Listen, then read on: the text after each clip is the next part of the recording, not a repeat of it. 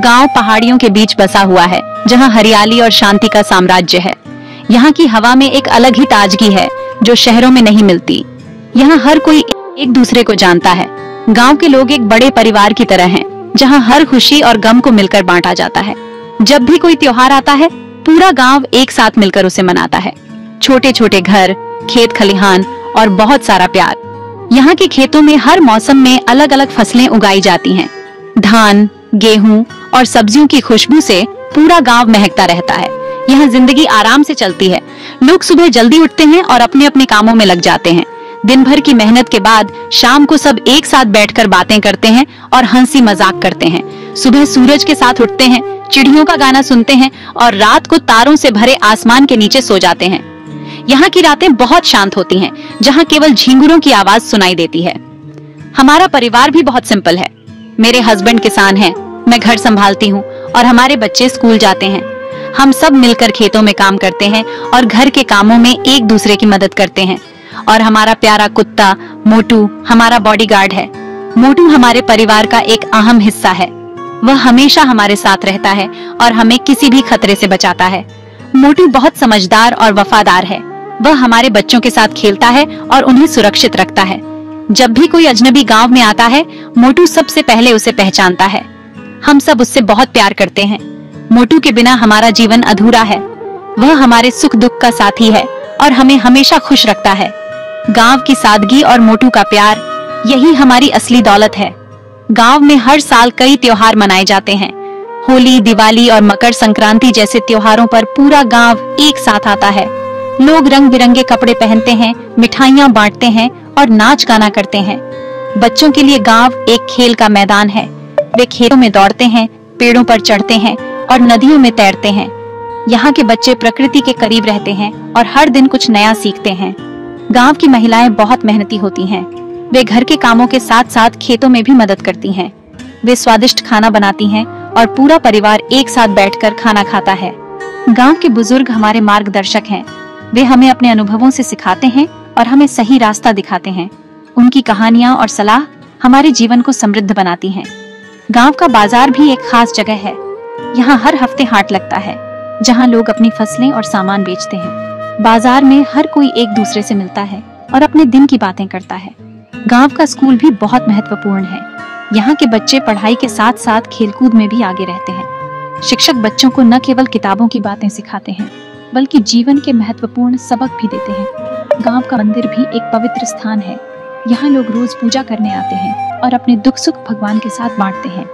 मंदिर में होने वाले भजन और कीर्तन से गांव का माहौल और भी पवित्र हो जाता है। गांव का तालाब भी एक खास जगह है। यहाँ लोग मछली पकड़ते हैं और शाम को तालाब के किनारे बैठकर आराम करते हैं। तालाब के पानी में सूरज की किरणें चमकती हैं और एक अद्भुत दृश्य बनाती हैं। गांव की सड़कों पर लोग पैदल चलते हैं या साइकिल चलाते हैं। यहाँ की सड़कों पर कोई भीड़ भाड़ नहीं होती, जिससे लोग आराम से अपने गंतव्य तक पहुँचते हैं। गांव के त्योहारों में पारंपरिक नृत्य और संगीत का भी एक खास स्थान है। लोग ढोल नगाड़ों की धुन पर नाचते हैं और अपनी संस्कृति को जीवित रखते हैं। यह सब मिलकर गांव की खूबसूरती को और बढ़ा देते हैं। शाम को जब सूरज ढलता है तो गांव का नजारा और भी खूबसूरत हो जाता है। आसमान में रंग बिरंगे बादल और सूरज की आखिरी किरणें गांव को एक सुनहरी चमक देती हैं। यह समय गांव में शांति और सुकून का होता है। गांव में एकता और भाईचारे का माहौल है। लोग एक दूसरे की मदद के लिए हमेशा तैयार रहते हैं। चाहे कोई भी समस्या हो, गांव के लोग मिलकर उसका समाधान निकालते हैं। यहाँ के बच्चे भी पारंपरिक कला और शिल्प सीखते हैं। वे अपने बुजुर्गों से यह सब सीखते हैं और इसे आगे की पीढ़ी को सिखाते हैं। इस तरह गांव की संस्कृति और परंपराएं जीवित रहती हैं। गांव की खुशियां और उत्सव सबके साथ मिलकर मनाए जाते हैं। लोग एक दूसरे के घर जाते हैं, मिठाइयाँ बांटते हैं और एक साथ मिलकर नाचते गाते हैं। यह सब मिलकर गांव को एक खास जगह बनाते हैं। गांव की जिंदगी बहुत सरल और सुकून भरी है। यहाँ के लोग छोटे छोटे पलों में खुशियाँ ढूंढते हैं और हर दिन को एक उत्सव की तरह जीते हैं। यही हमारे छोटे से गांव की सबसे बड़ी खूबी है। रात का सन्नाटा। एक रात की बात है। गांव में सब गहरी नींद में सो रहे थे। हवा आराम से बह रही थी और पेड़ धीरे धीरे हिल रहे थे। अचानक मुझे कुछ आवाज सुनाई दी। मैं घबरा गई और अपने बिस्तर से उठ गई। मोटू की वफादारी। मैंने ध्यान से सुना। मोटू, हमारा प्यारा और वफादार कुत्ता, हमेशा से ही हमारे परिवार का एक महत्वपूर्ण हिस्सा रहा है। उसकी वफादारी और समझदारी ने हमें कई बार मुश्किलों से बचाया है। आज की रात भी कुछ ऐसा ही होने वाला था। आवाज हमारे घर के पीछे से आ रही थी। ये आवाज कुछ अजीब और डरावनी थी, जैसे कोई अनजान व्यक्ति हमारे घर के आसपास घूम रहा हो। मोटू की भौंकने की आवाज और तेज हो गई थी और उसकी आवाज में एक चेतावनी का संकेत था। मैं डर गई। क्या कोई चोर है? मेरे मन में कई सवाल उठने लगे। क्या हमें खतरा है? क्या हमें पुलिस को बुलाना चाहिए? मेरे दिल की धड़कन तेज हो गई थी और मैं घबराई हुई थी। मैंने अपने पति को जगाया। उठो, कुछ गड़बड़ है, मैंने कहा। वह भी तुरंत जाग गया और स्थिति को समझने की कोशिश करने लगा। हम दोनों ने मिलकर सोचा कि हमें क्या करना चाहिए। तभी मोटू जोर जोर से भौंकने लगा। उसकी भौंकने की आवाज में एक अलग ही जोश और उत्साह था, जैसे वह हमें कुछ बताने की कोशिश कर रहा हो। उसकी भौंकने की आवाज ने हमें और भी सतर्क कर दिया। वो दरवाजे पर कूद रहा था, जैसे कह रहा हो, बाहर चलो, बाहर चलो। उसकी हरकतों से साफ था कि वह हमें किसी खतरे से आगाह कर रहा था। हमने तुरंत दरवाजा खोला और बाहर जाने का फैसला किया। मोटू हमारे साथ साथ बाहर आया। उसकी आंखों में एक अजीब सी चमक थी, जैसे वह हमें सुरक्षित रखने के लिए पूरी तरह तैयार हो। बाहर का दृश्य और भी डरावना था। अंधेरे में कुछ भी साफ दिखाई नहीं दे रहा था, लेकिन मोटू की भौंकने की आवाज हमें दिशा दिखा रही थी। हम उसके पीछे पीछे चलने लगे। अचानक हमें एक परछाई दिखाई दी। मोटू ने उस परछाई की ओर दौड़ लगाई और हम भी उसके पीछे पीछे भागे। जब हम उस परछाई के पास पहुंचे तो देखा कि वह एक आदमी था जो हमारे घर के पीछे छुपा हुआ था। मोटू ने उसे पकड़ लिया और वह आदमी डर के मारे भागने लगा। हमने तुरंत पुलिस को बुलाया और उन्हें सारी स्थिति बताई।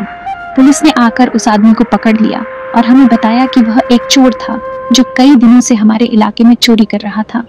मोटू की वफादारी और समझदारी ने हमें एक बड़े खतरे से बचा लिया। उस रात के बाद हमने मोटू को और भी ज्यादा प्यार और सम्मान देना शुरू कर दिया। वह सिर्फ एक कुत्ता नहीं था, बल्कि हमारे परिवार का एक सच्चा सदस्य था, जिसने अपनी वफादारी से हमें सुरक्षित रखा।